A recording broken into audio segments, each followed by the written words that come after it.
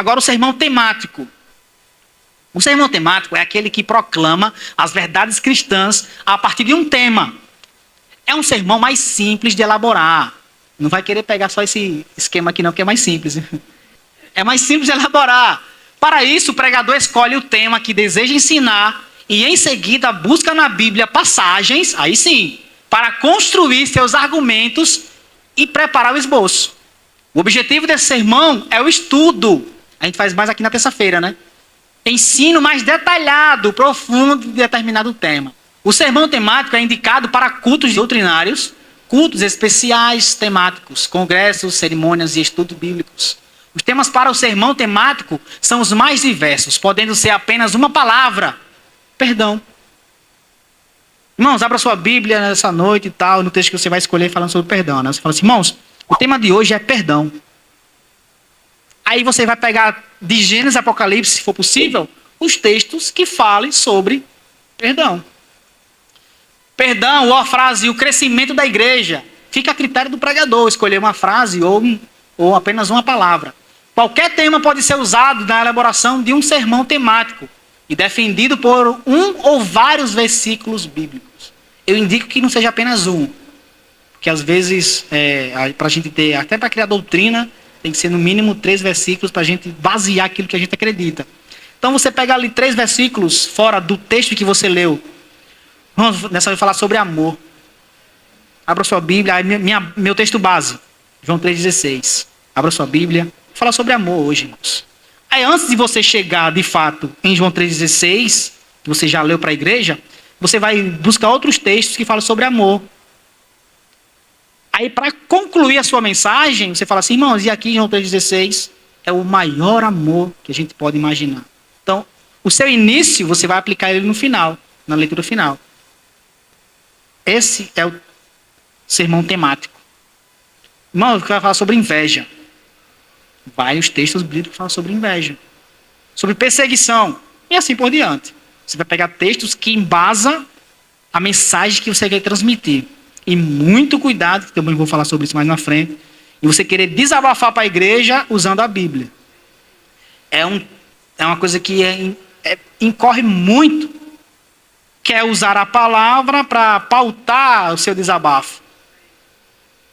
Não, porque fulano está com inveja de mim, olha lá que diz a Bíblia. O invejoso, não sei o quê, não sei o quê. A inveja é o câncer dos ossos. Está vendo aí, irmão? Você vai morrer seco, viu? Está desabafando. É um erro que muitos incorrem nisso. A palavra tem que ser exposta. Se você está passando por perseguição, irmão, o texto é perseguição hoje. Irmãos, aqui, ó, perseguição assim, assim, assim. Irmãos, o texto está dizendo assim: a palavra do Senhor é clara. Eu não estou dando indireta para ninguém. Eu estou expondo o que o texto está dizendo. É diferente de você dar indireta. Exemplo, escolha o tema do sermão. Busque na Bíblia, pode ser em toda a Bíblia, versículos relacionados ao tema do sermão. Faça o esboço do sermão temático. As partes do esboço desse sermão derivam do tema. Os versículos servirão de base para construir os argumentos de cada tópico. Mais uma vez, só pegar o texto de João 3,16, sobre o amor. Então, vou pegar um texto sobre o amor entre pai e filho. Aí vou lá pegar um texto. Aqui, irmãos, o filho tem que amar o pai. Tem que cuidar do pai. Você vai falando sobre o amor, sobre a questão do pai e filho, mas dentro do tema, amor. Irmãos, o casal deve amar, irmãos, uns aos outros. A família tem que amar. Então, o tema central é o quê? Amor. Mas eu posso abordar questão de família, questão de amizades. Mas o tema central é amor. Você pode fazer isso.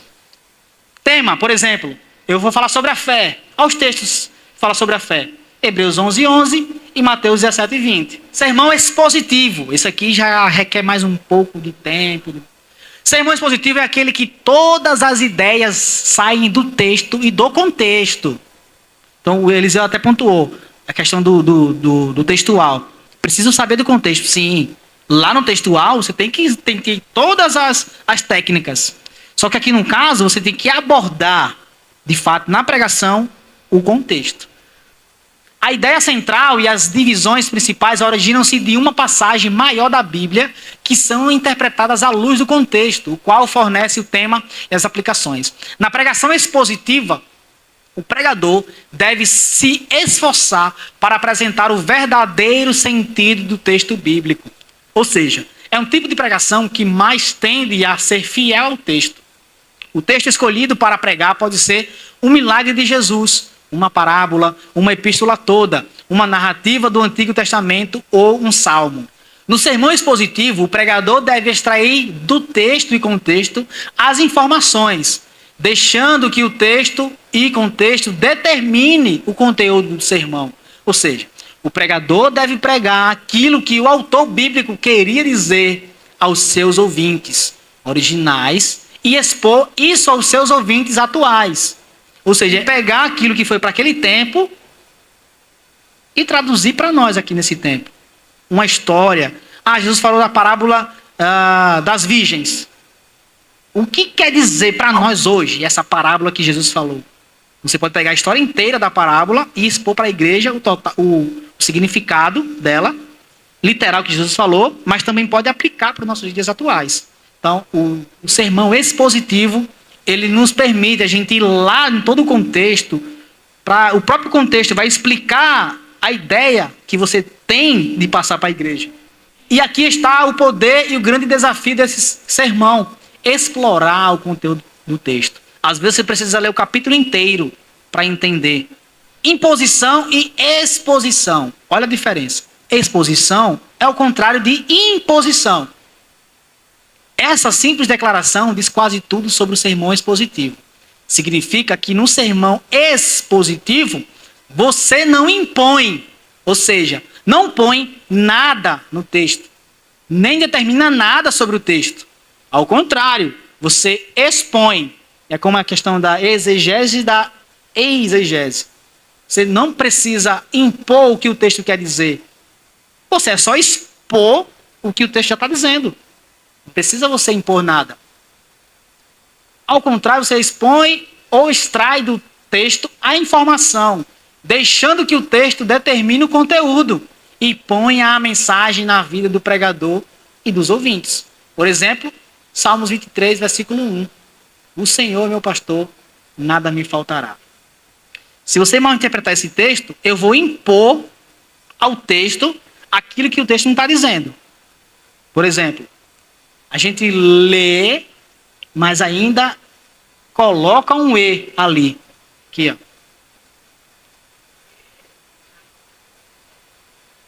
Em nenhuma versão você vai encontrar essa adição aí da letra E.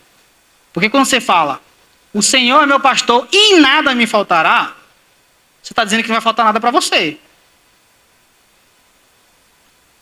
Algumas versões vai dizer, o Senhor é meu pastor, de nada tenho falta. O Senhor é meu pastor, não me faltará. O que o texto quer dizer com isso? O Senhor é meu pastor, se Ele é meu pastor, eu já tenho tudo. Se eu tenho um Deus como um Pai, para que vou me preocupar com outra coisa? Se o Deus, o Criador do Universo, já é meu Pai. Só a presença, só dele ser Deus, eu não tenho mais falta de nada. Eis a importância da exegese, da hermenêutica, de você saber mais do texto original, pesquisar algumas versões que explicam melhor e assim por diante. Você quer aprender mais a palavra de Deus? E que tal com os maiores pastores e pregadores do país? Deixarei no comentário um link de desconto para você ter acesso à maior escola de teologia online, a Academia de Pregadores. Deus te abençoe, até a próxima, se Deus quiser.